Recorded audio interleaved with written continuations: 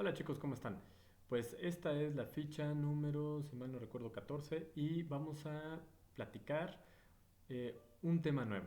Vamos a hablar de una función que no hemos platicado. Ya habíamos visto que los seres vivos tenemos la función de la nutrición, la función de la reproducción y también hay una tercera función que es la función de irritabilidad o de relación y que tiene que ver en la forma en la que respondemos a los estímulos que vienen del ambiente. ¿Sale? Entonces, para ello me voy a permitir enseñarles un video y bien, vamos a ver este video y después lo vamos a comentar.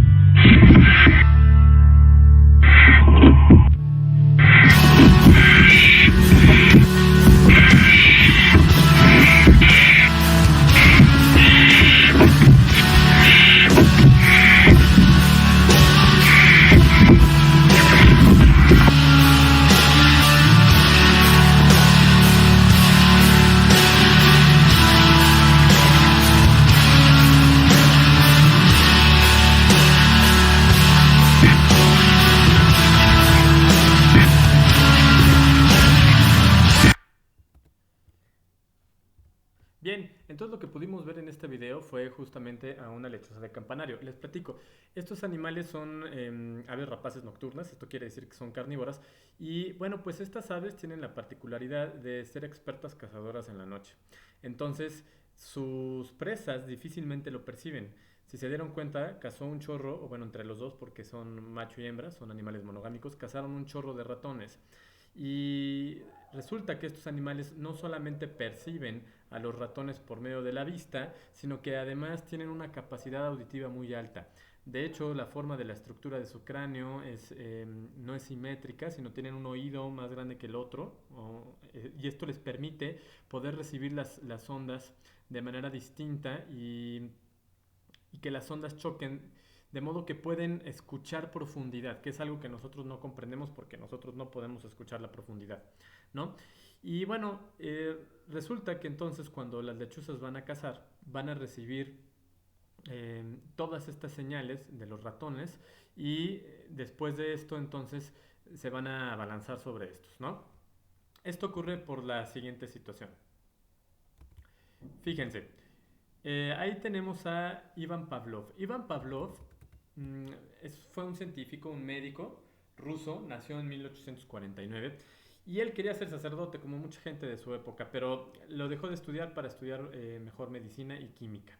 Él ganó el premio Nobel de Fisiología por estudiar los jugos gástricos. Al igual que otros científicos que hemos visto, él encontró una serendipia. Esto quiere decir que estaba buscando o haciendo un experimento en una cosa y terminó descubriendo otra, ¿no? Eh, de hecho, él trabajaba con los jugos gástricos de perros. Lo que hacía era meter unos tubitos, ya sea aquí en la saliva, o se iba más hacia el esófago, o hacia el estómago, o hacia los intestinos. Dejaba los tubitos por fuera y entonces iba evaluando cómo funcionaban los jugos gástricos. Y resulta que era muy bueno en ello, ¿no? Y tenía perros para poder experimentar. Se empezó a dar cuenta que los perros empezaban a salivar e incluso a producir jugos gástricos no solamente cuando recibían el alimento, sino un poco antes. Es decir, tenía a los perros cautivos, ¿no? Entonces, los perros después de un rato se acostumbraban a las personas que les iban a dar de comer y con el tiempo empezaban a salivar y empezaban a producir jugos gástricos incluso cuando no tenían comida, es decir, se les había condicionado. Los perros ya esperaban el alimento y de alguna manera sensaban o sentían varios estímulos de su alrededor que despertaban en su sistema nervioso toda una respuesta para prepararse al alimento, ¿no?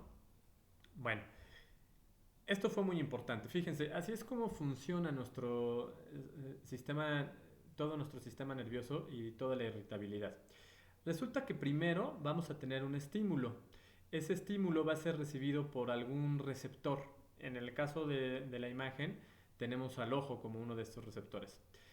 Y estos receptores que van a tomar o van a sensar el estímulo no son otra cosa más que neuronas modificadas que de algún momento o de alguna forma son estimuladas.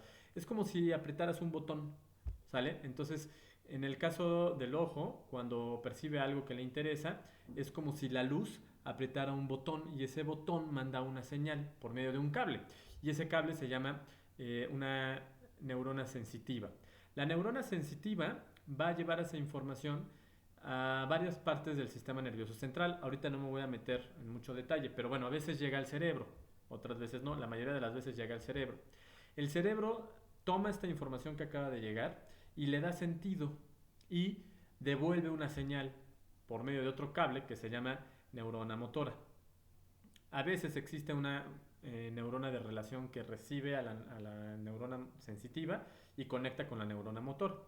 Entonces, la neurona motora lleva la señal a los músculos y a los huesos, que van a ser otros sistemas que vamos a ver más adelante, para que entonces exista una respuesta.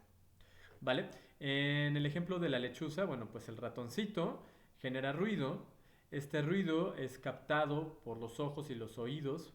Bueno, el ruido es captado por los oídos y el ratoncito, el movimiento es captado por los ojos de la lechuza.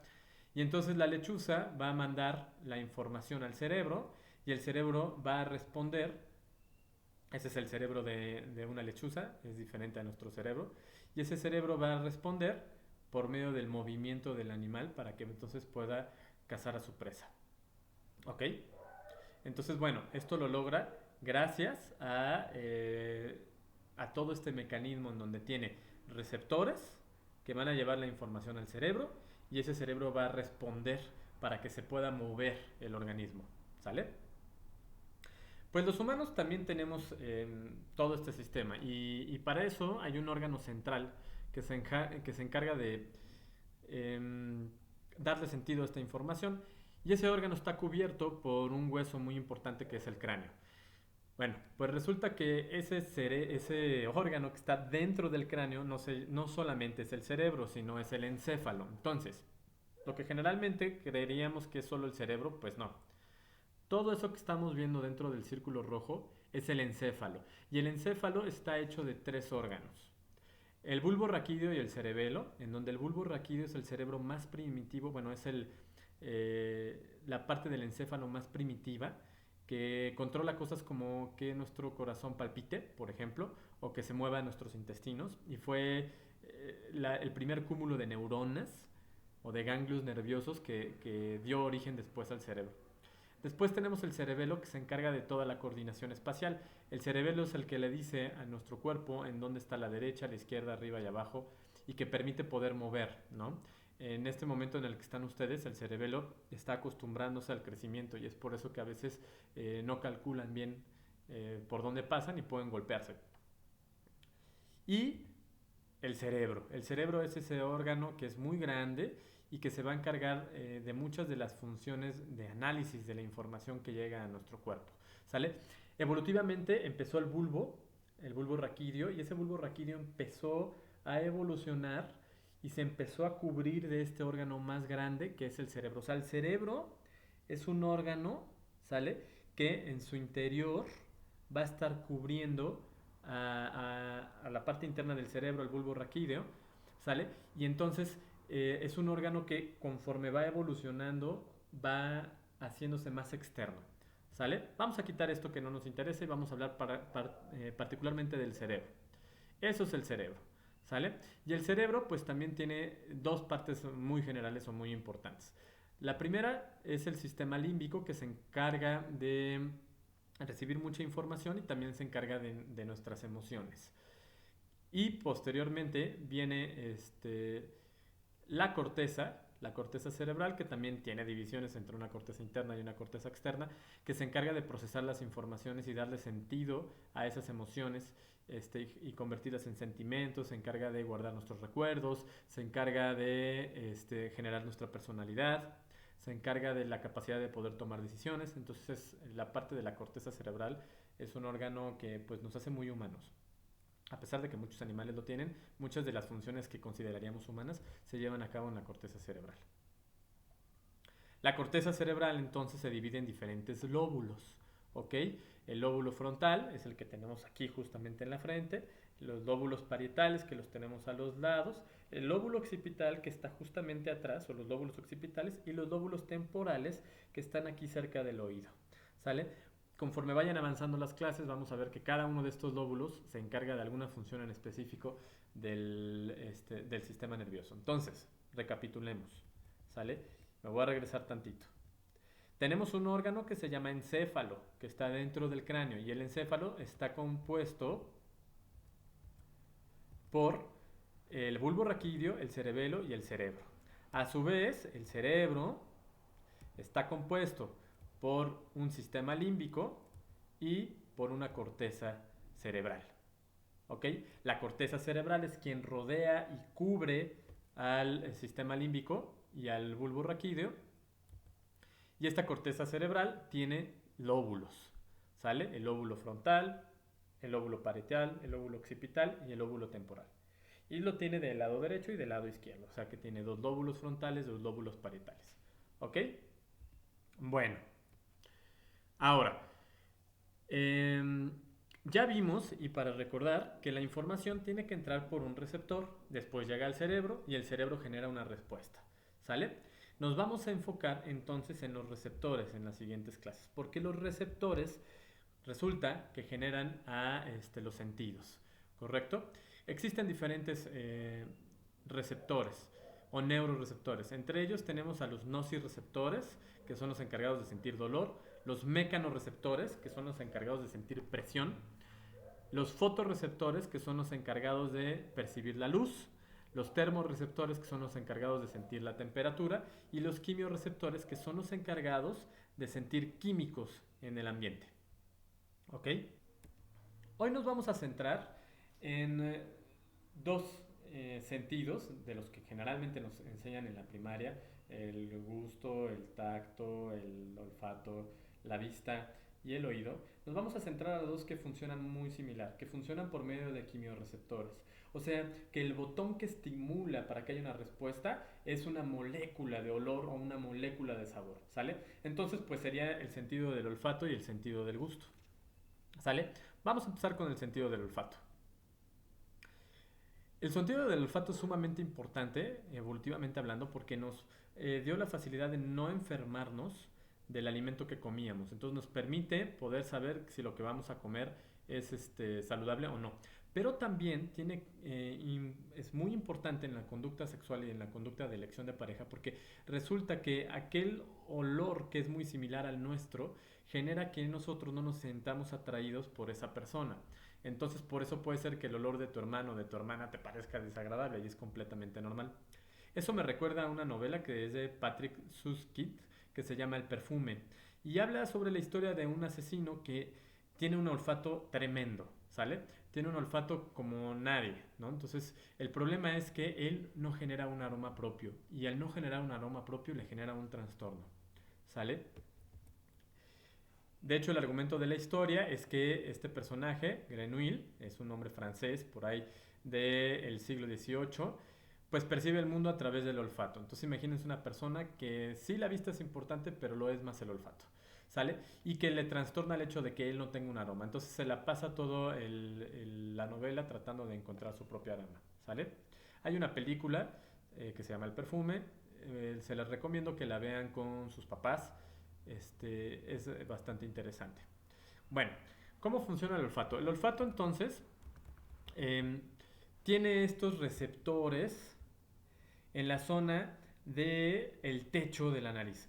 Recuerden que la nariz es un tubo, es este tubo que estoy señalando con la flecha, y en la parte de hasta arriba tiene los receptores, o sea, los botones, estas neuronas que van a ser estimuladas por el olor. Entonces va a llegar el olor va a presionar estas neuronas y la neurona va a mandar la información a algo que se conoce como bulbo olfatorio.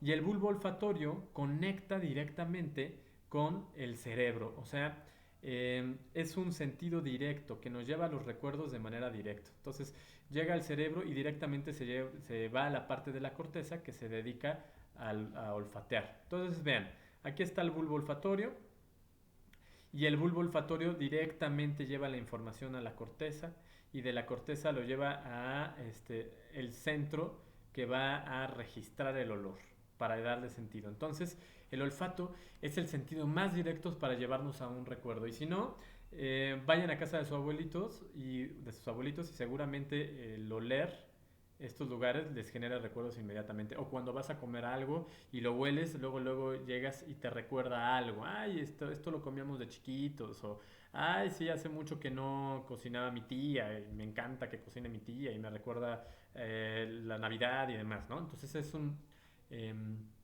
sentido que nos lleva directo hacia los recuerdos. Y se procesa en esta parte de la corteza. Acuérdense que la corteza es esa parte del cerebro que está más externa. Entonces llega por el bulbo olfatorio y se procesa en la corteza. ¿En dónde? Aquí, en el lóbulo frontal, en la parte baja del lóbulo frontal. Hay animales que tienen excelente olfato, como por ejemplo los perros. Fíjense, el epitelio olfatorio, o sea, esa parte que recibe en donde apachurramos los botones de nuestros receptores, en los perros es enorme. Entonces, esa narizota que tienen los perros es para recibir una gran cantidad de moléculas de olor. Y después de eso, lo llevan ya al bulbo olfatorio. Este es el cerebro de un perro, del lado izquierdo. Y este es su bulbo olfatorio, es un bulbo gigante. Este es un cerebro humano. Y el bulbo olfatorio está aquí metido, ¿sale? Ni siquiera lo vemos bien, está como por acá, ¿sale? Y es un bulbo chiquito comparado al bulbo de los perros. Entonces, el bulbo olfatorio de los perros es enorme y está hecho para registrar una gran cantidad de información. De hecho, los perros entienden el mundo por medio del olfato, no por medio de la vista, ¿sale? Probablemente Grenouille, este asesino del cual estábamos platicando, pues tendría que tener un bulbo olfatorio gigante para poder percibir ese mundo más por el olfato que por la vista. Y bueno, vamos a ir al siguiente sentido, que es el sentido del gusto. Les dejo un dato. Ella es Gerkari Bracho, tiene 20 años, vive en Florida y está compitiendo para ver si tiene el récord Guinness a la lengua más grande. Resulta que su lengua mide alrededor de 11 centímetros. ¿Sale? Es más grande, para ponerlo en perspectiva, que la lengua de Gene Simmons, perdón, que es el cantante de The Kiss, que seguro lo han visto en algunas fotografías. Puede incluso tocar su ojo con la lengua, ¿sale? Ni se diga poderle meter la lengua en la nariz, ¿no? ¿Cuántos de ustedes pueden meter la lengua en la nariz?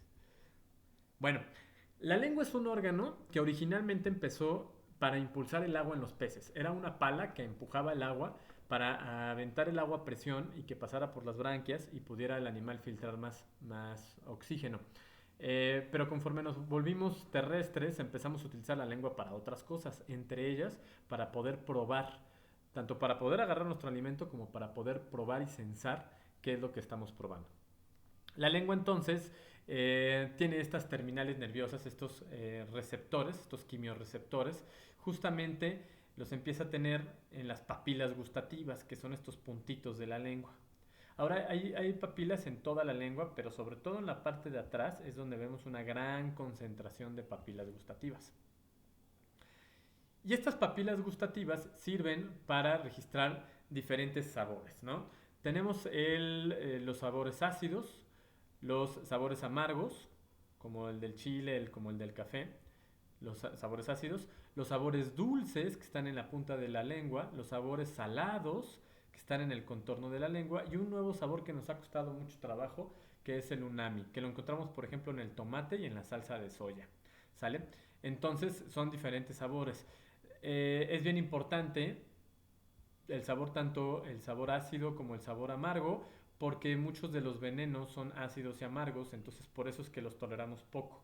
Muchas de las plantas que son amargas suelen ser venenosas, ¿sale?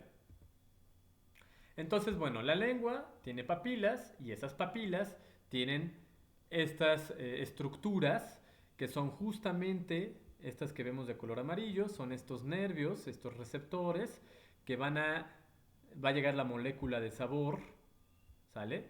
Físicamente va a llegar como una pelotita que va a presionar entonces este nervio y este nervio va a poder llevar la información al cerebro de lo que estamos probando, ¿ok?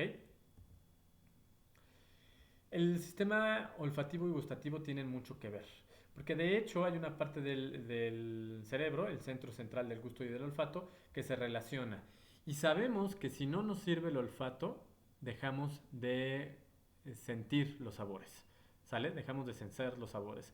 Entonces, y seguro les ha pasado cuando están enfermos de gripa y entonces está lleno de moco, perdón, la nariz, pues nuestros sensores están tapados por moco, por lo cual no perciben los olores y, curiosamente, tampoco percibimos los sabores.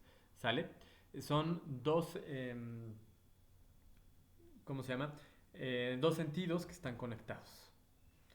Bueno, pero la corteza cerebral sí los interpreta en diferentes lugares. La corteza cerebral, en el caso del sabor, la procesa aquí. ¿Sale? En este punto. Entonces, mientras el olfato se procesa en esta parte de la corteza, aquí se procesa el sabor. ¿Sale? Entonces el sabor no nos lleva a un recuerdo tan rápido, pero sí nos lleva a otro tipo de sensaciones o otro tipo de interpretación en el cerebro, ¿no?